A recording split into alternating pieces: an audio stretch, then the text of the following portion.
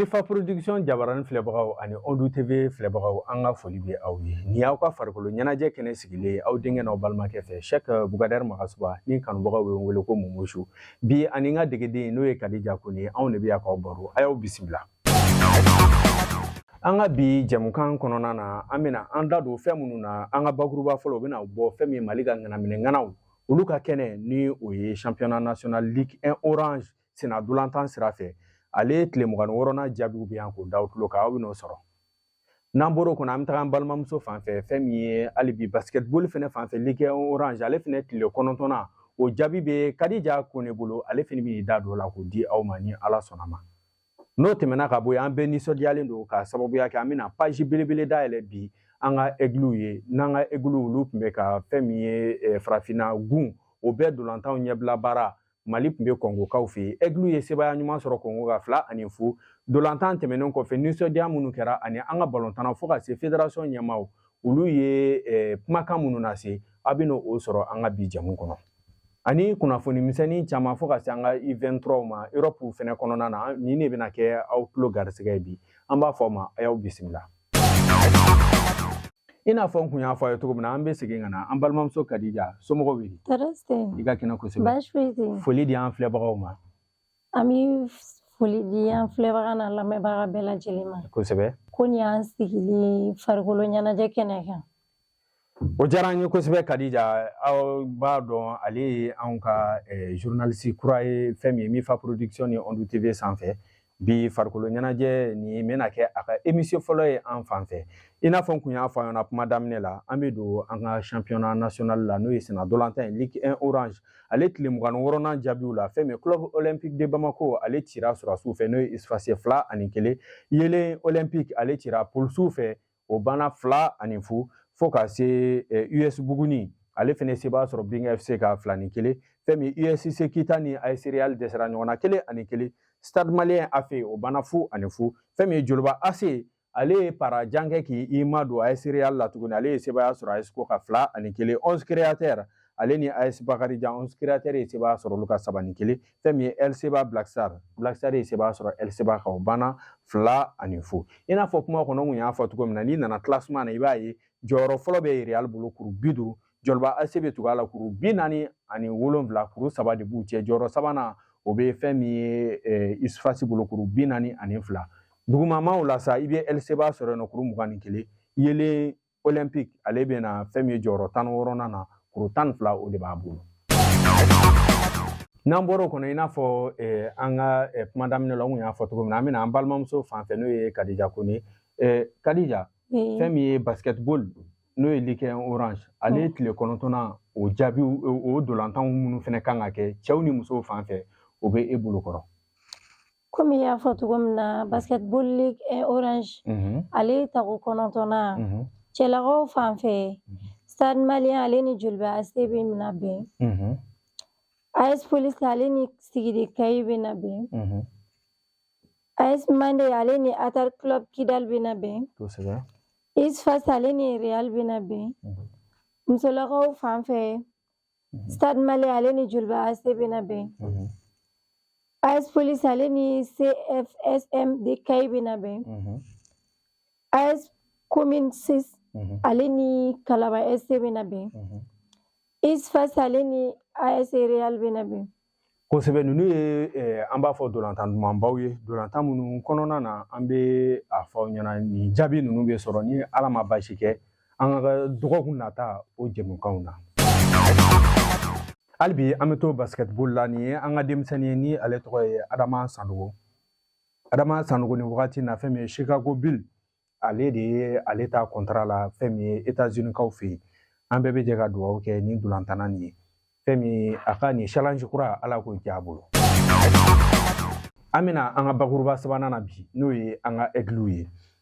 An ka samatasɛgɛw olu tun bɛ ka tagama boloda k'u kunda fɛn min ye Gabon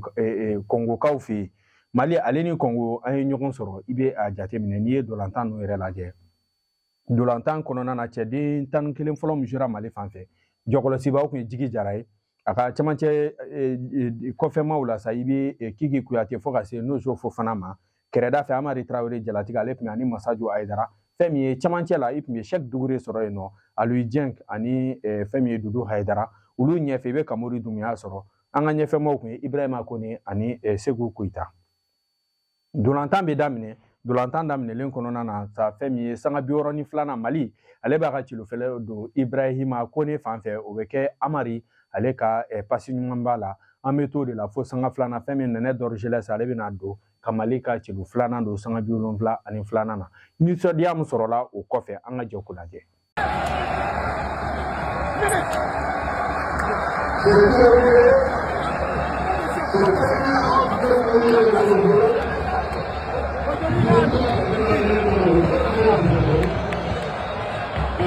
Yes! Allez!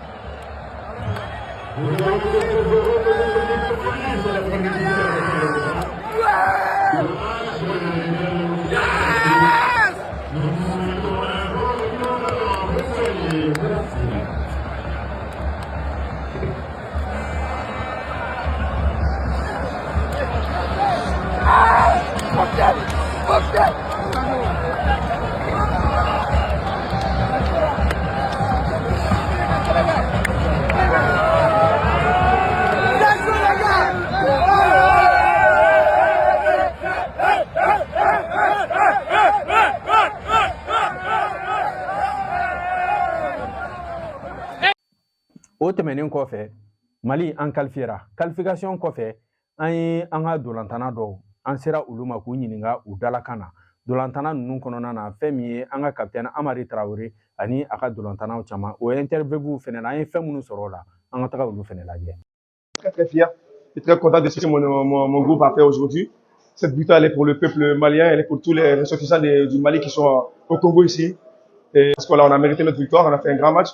Et c'est très bien, c'est très bien. Maintenant, voilà, on va se reposer, on va aller en vacances, on va repartir la nouvelle saison et essayer de continuer à faire grandir le Mali, Inch'Allah. Honneur, je suis très content. Je suis fier de pouvoir faire ma première sélection et en plus avec une victoire ici. Donc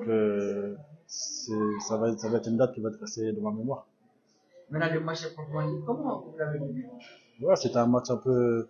où il fallait être concentré. Donc on a su le faire, on a su être patient. On savait qu'ils allaient tout faire pour essayer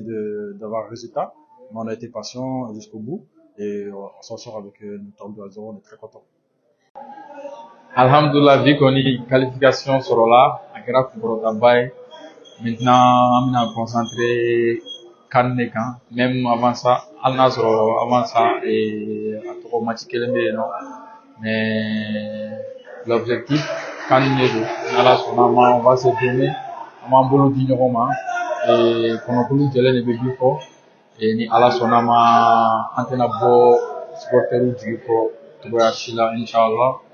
et un supporter au foot, ou à l'émando, à Kerena, on va jouer à ma souris, on va à terrain, Fadep, à Jarani, à Bunanama, et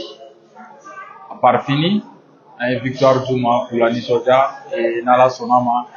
on a continué pour la Nisoja, au Rati Bella, on la nouvelle sera Madonna. Bon, match en contenant parce que un match également est en vie, on gagne à 2-0, c'était l'objectif, alhamdulillah, de contenant. Je pense que Mali qu'on a deux on va de contenant, donc on a bien faux parce que en soutenant le monde, les Maliens musclés me Congo, bien qu'on boit pour que la motivation d'avant, pour qu'on se gagne un match. Fo ka bɔ yen nɔ an bɛna se an ka fédération ɲɛmaa dɔ fɛnɛ tun bɛ kɛnɛ kan n'o ye Yanbox Mali bɔra ka qualifier nisɔndiya jumɛn bɛ e la Yanbox fɛnɛ mun sɔrɔ an ka jɛ k'o lajɛ. Laji ne nisɔndiyalenba de don bi parce que nin victoire nin b'an permettre ka kɛ premier et puis ka qualifier ka sɔrɔ an ma tila balontan na an ka marche kelen o bɛ kɔfɛ donc nin victoire ne nisɔndiyalenba don ne denmisɛnninw fo kosɛbɛ vraiment a kɛra balontan ye u ye ballon tan et puis an gagnera. Donc vraiment ne nisɔndiyalenba don plica min bɛ ne bolo k'a ɲɛsin u ma n bɛ d'abord n bɛ encadrement technique fo fɔlɔ ka tila ka joueurs bɛɛ lajɛlen fo n bɛ public malien aussi fo surtout minnu bɔra congolais ninnu u bɔra ka caya n'i yɛrɛ tun ye supporteri lajɛ i b'a fɔ k'an bɛ ka jouer 26 mars de kɔnɔ parce que an ka supporteriw yɛrɛ tun ka ca n'olu ka supporteri ye o ye kelen donc an b'a ɲini sisan dernier match nin fɛ vraiment an ka mɔgɔw bɛɛ ka wuli bɛɛ ka taa pour que vraiment an bɛ se ka Côte d'Ivoire 2024 préparer cogo min na ka ɲa parce que a bɛ préparer sisan de donc vraiment an b'a ɲini an ka état fɛ gouvernement fɛ halisa u k'u cɛsiri ka denmisɛnninw bilasira ka ɲa u ka prime bɛɛ sara pour que vraiment mankan foyi kana kɛ yen sauf denmisɛnninw bɛna dɔrɔn u ka ballon ta an ka gagner an b'o dɔrɔn de fɛ merci. An b'a fɔ o tɛmɛnen kɔfɛ fɛn min ye Aigle ka nin victoire nin a kɛra nisɔndiyaba ye sabula nin bɛ kɛ sababu ye ba Maliba faso Maliba anw bɛ qualifié ka taga fɛn min ye farafinna tɔgɔla kubu min kan ka da n'a bɛ kɛ Ivoirien fɛ yen nɔ Mali bɛna ye o kɛnɛ kan an bɛ dugawu kɛ fɛn min ye an ka Aigle Ala k'u jɔyɔrɔ ni tinti bɛn. N'an bɔra yan an bɛ segin ka na an balimamuso fan fɛ n'o ye Kadija Kone. Kadija fɛn min ye Coupe d'Afrique min bɛ da denmisɛnninw minnu si bɛ san 23 la n'o bɛ ka kɛ Marokukaw fɛ yen nɔ ale dolantanw fana kan ka daminɛ nin dɔgɔkun nin kɔnɔna na o dolantanw na i da don o la dɔɔni k'o fɔ an ye jɔn ni jɔn kan ka ɲɔgɔn sɔrɔ. N'Ala sɔnna ma Maroc ni Guinée kan ka ɲɔgɔn sɔrɔ dimanche don Ghana ni Congo olu kan ka ɲɔgɔn sɔrɔ kosɛbɛ. Egypte ale ni Niger kan ka ɲɔgɔn sɔrɔ Mali ale ni Gabon bɛna ɲɔgɔn sɔrɔ nin ko ye bi kunnafoniw ye. Kosɛbɛ i n'a fɔ a bɔra k'a mɛn cogo min na Mali ale ni Gabon kan ka ɲɔgɔn sɔrɔ Mali ka équipe yɛrɛ a sera Maroc alamisa tɛmɛnen a sera a dagayɔrɔ la n'o ye Tanger an ka dolantanna u bɛ dafalen bɛ bana tɛ mɔgɔ la u bɛ labɛnw na ni Ala sɔnna a ma u ni Maroc ka kɛnɛ kan yen nɔ u ni Gabon kan ka ɲɔgɔn sɔrɔ ni jaabi min bɔr'o la an ka kunnafoni nataw a bɛ n'olu fana sɔrɔ. An ka bi kunnafoni an b'a kuncɛ fɛn min ye Europe kɔnɔna na n'an tagara Europe an bɛna an da don fɛn min na bi an b'a fɔ o ye yɛlɛma ye kuma gannen don jɔn ka côté la o ye Français ka dolantana min bɛ dolan tan Paris Saint-Germain la ni a tɔgɔ ye Kylian Mbappé ka ko gannen don bi kunnafoniw caman y'a yira k'a fɔ ko Mbappé bɛna bɔ Paris a bɛ ka taga Real la dɔw yɛrɛ ko k'u bɛnna ko la ka ban ni Real nka kunnafoni jɛlen ye jumɛn ye o tɛ dɔwɛrɛ ye bi Mbappé contrat bɛ ale ni Paris Saint-Germain cɛ san 1 contrat wa contrat nin kɔnɔna na contrat wɛrɛ tun bɛ yen nɔ mun bɛ san 1 fɛnɛ contrat bila yen nɔ automatiquement mais Mbappé de y'a jira k'ale t'o contrat signé ale t'o signé nka ale kɔni bɛ fɛ ka to Paris Saint-Germain la ni a ka san wɛrɛ dolantanw banna a bɛ bɔ Paris la tɔ min ka d'a ye a bɛ taga o la fu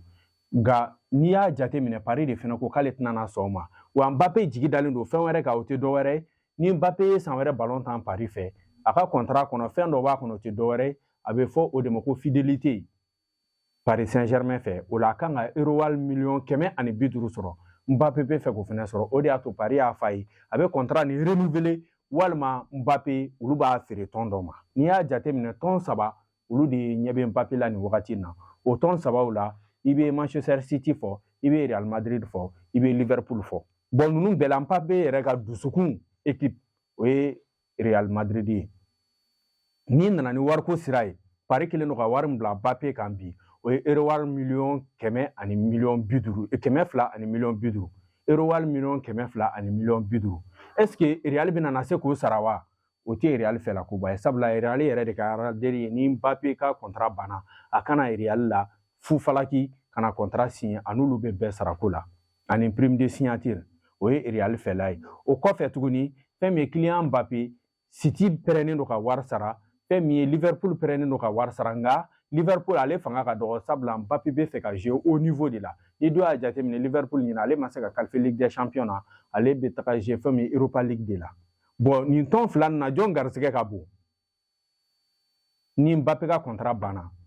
a bɛ taga Real la sɔsɔli t'o la mais est-ce que Real bɛna na sɔn ka €100 millions 250 bɔ ka don Mbappé la ɲininkali tɔ min bɛ yen nɔ an sigilen don ka jateminɛw kɛ nka fɛn min ye Paris Saint-Germain ɲɛmɔgɔw olu y'a jira k'a fɔ ni Mbappé tɛ contrat renouveler olu bɛ contrat casser n'a ye a ka bɔ Paris la olu b'a feere donc an bɛ sigi ka jateminɛw kɛ n'an ye kunnafoni wɛrɛ minnu sɔrɔ Mbappé ko la an bɛ o kunnafoniw d'aw ma an b'a fɔ fɛnɛ fɛn min ye FC Barcelone fɛnɛ fan fɛ ballontanna bɛ yen nɔ n'o ye Gundogan ye n'ale yɛrɛ Manchester capitaine ye a ka contrat bɛna ban Manchester City la an b'a fɔ dolantana ni FC Barcelone ka surun kosɛbɛ don n'a nataw kɔnɔ n'aw tora ka ye FC Barcelone na o kana k'aw la surprise ye